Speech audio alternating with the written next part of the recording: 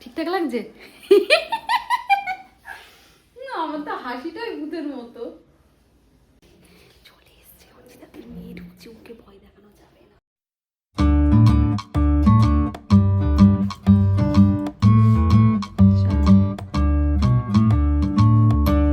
Hello everyone, good morning. তো আমি আজকে 8টার সময় উঠেছি।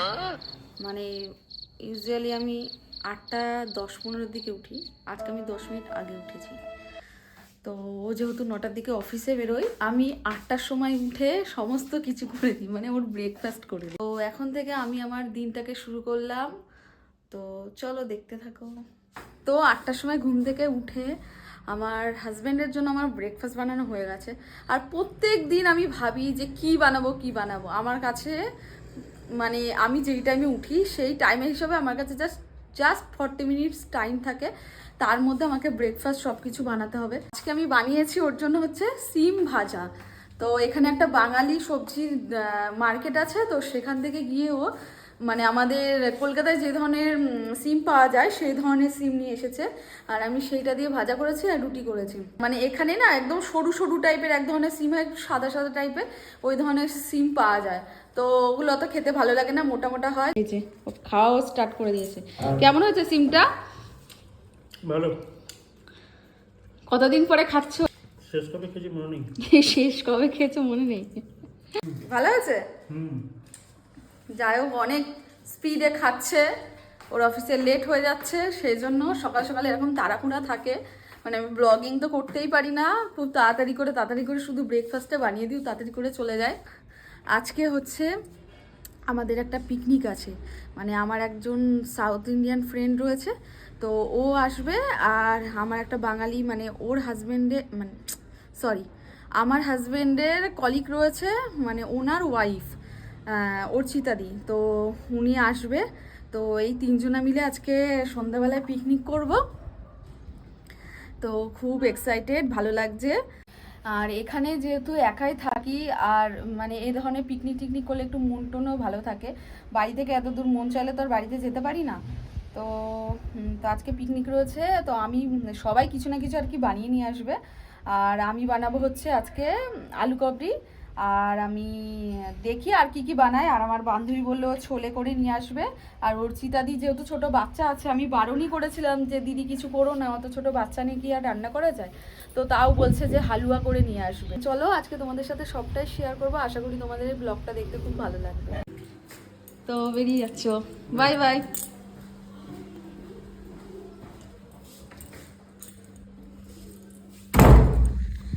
ও বেরিয়ে গেল এখন খেয়ে দে, এখনো যায়নি, ঠিক আছে? ওখানে গাড়িতে ওঠার আগে এখনো বাই বাই করে। তো দাঁড়াও, এখন আমি এখানে আস্তে আস্তেও নিজে চলে আসে। এই যে ওর গাড়ি চলে এসেছে, এই যে এই সাদাটা ওর গাড়ি। বাই।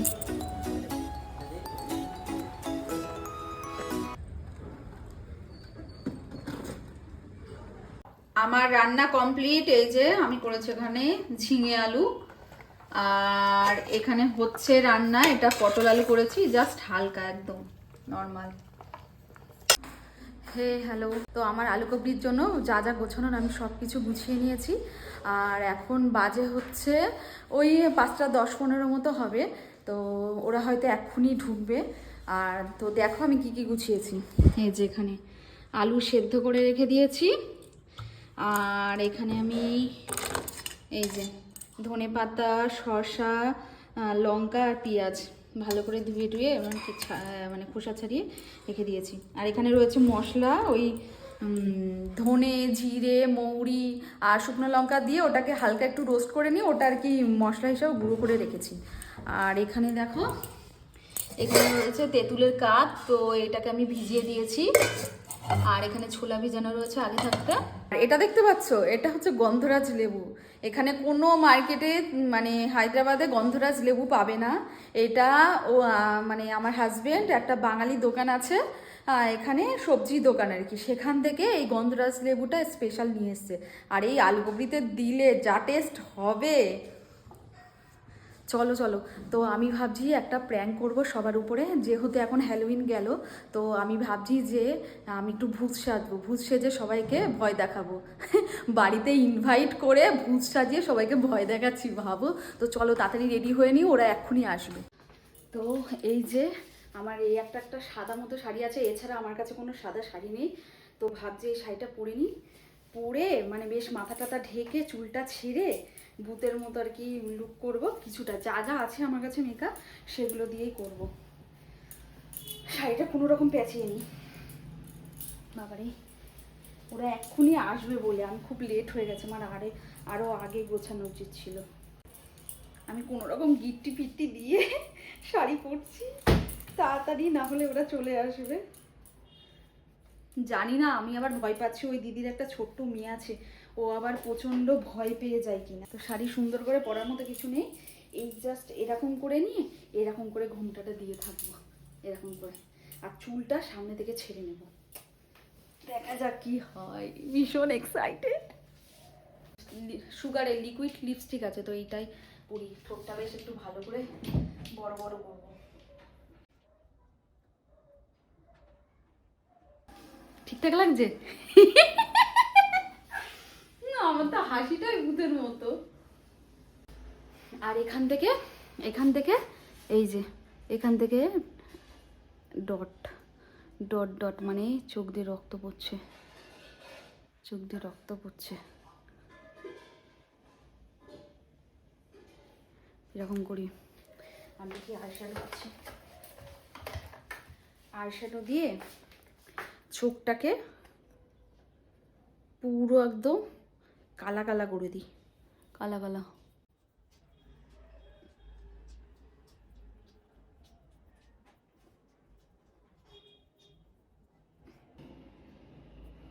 জানি না প্র্যাঙ্কটা কি হবে, কারণ ওই দিদিটার একদম ছোট্ট বাচ্চা মেয়ে আছে, ও আবার না প্রচণ্ড ভয় পেয়ে যায়। ও ভয় পেয়ে গেলে মানে আমি আমার হাজব্যান্ডের কাছ থেকেও বকা খাবো।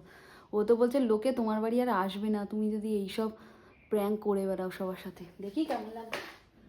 হয়েছে হয়েছে, একটা ভূতের মতো লাগছে। ও টিপটা খুলে নিলাম, দেখো ভূতের মতো লাগছে কিনা। এই জায়গায় হাইলাইটও লাগেনি না, কি যে ভূত সাজি তাড়াতাড়ি।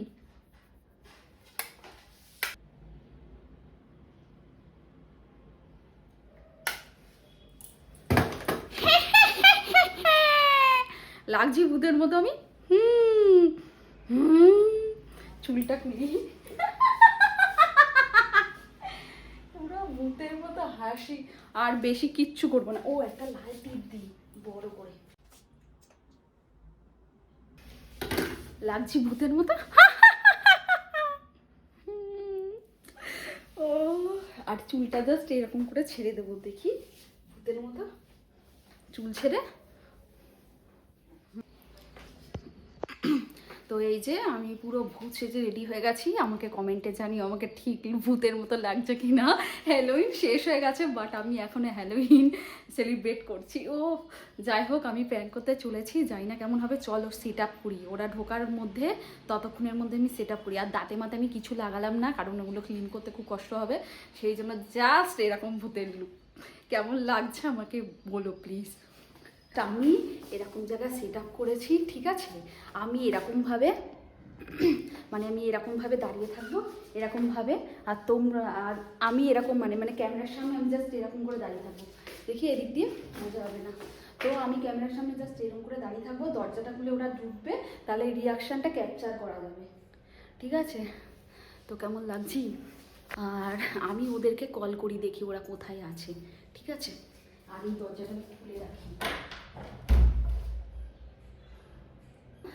দরজাটা জাস্ট আমি হালকা করে খোলা রাখলাম। সবার প্রথমে আমি আমার যে সাউথ ইন্ডিয়ান ফ্রেন্ড আছে ওকে কল করছি, দেখি ও কোথায়। ফার্স্টে ওর উপরে প্র্যাঙ্ক করবো, তারপরে অচিতাদির উপরে পড়বো।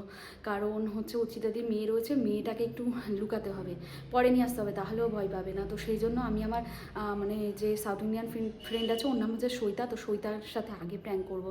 তো আমি ওকে ডাকি যে ও কোথায় আছে। তো আমি আমার বান্ধবীকে ফোন করতে যাব, আর তখনই দেখি অর্চিতাদির মেয়ের জুতোর আওয়াজ। দেখো, ওরা প্রায় গেটের সামনে চলেই এসেছে। তো এই প্র্যাঙ্ক করতে গিয়ে আমার একটা অসুবিধা হচ্ছিল যে আমার কাছে আর কেউ ছিল না যে ওদেরকে রিসিভ করবে। আর যেহেতু অর্চিতাদিরা প্রথম আসছে আমার বাড়ি, তো গেটে একজন তো থাকা উচিত ছিল যে রিসিভ করার জন্য। তারপরে প্র্যাঙ্কটা করলে কোনো অসুবিধা ছিল না, বাট যেহেতু গেটে কেউ ছিল না রিসিভ করার জন্য, আর আমি বাড়িতে একাই ছিলাম, তো সেই জন্য আওয়াজ করতে হলো যে অর্চিতাদি ভেতরে আসো। না হলে নতুন কেউ কারো বাড়িতে আসলে সহজে তো একেবারে ঘরে ঢুকে যায় না। তো এটাই হয়ে গেছিলো আমার প্র্যাঙ্কের সবথেকে বড় ভুল। তো যাই হোক, আমি তো আওয়াজ দিয়ে দিয়েছি।